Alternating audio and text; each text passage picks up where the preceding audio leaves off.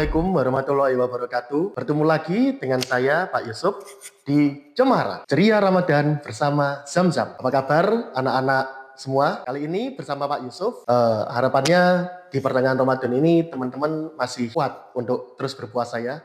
Walaupun memang situasi puasa itu memaksa kita untuk lapar, haus, menahan diri. Tapi disitulah seninya puasa. Hari ini Bapak ingin mengajak kalian untuk merenungkan sejenak tentang satu aktivitas yang selama ini mungkin sering luput dari perhatian kita semua.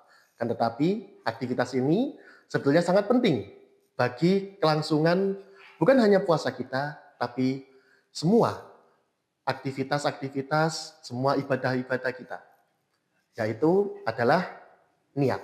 Teman-teman Zamers tahu tidak bahwa belajar, menuntut ilmu, berpuasa, dan lain sebagainya hanya dihitung sebagai ibadah apabila kita berniat untuk melakukannya sebagai ibadah.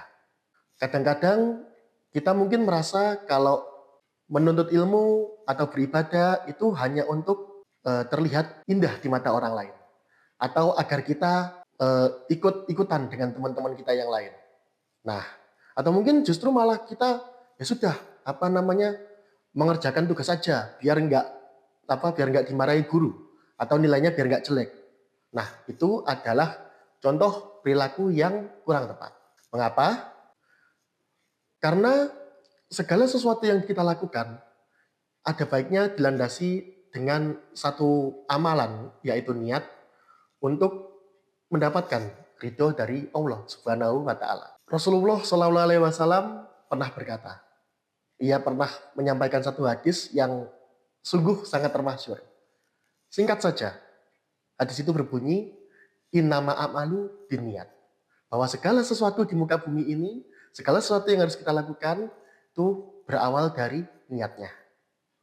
Nah, hadis ini, kalau dalam hadis Muslim, dia adalah hadis nomor 1097, sementara dalam hadis Bukhari, ia adalah hadis yang paling pertama.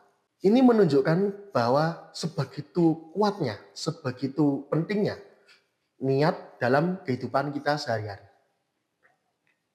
Coba misalnya teman-teman bayangkan seperti ini. Ada dua orang, sama-sama belajar matematika misalnya. Nah, yang satu belajar agar mendapatkan nilai yang bagus, agar dipuji guru, agar disenangi teman. Tapi yang satu, dia belajar matematika untuk bisa menolong sesama manusia.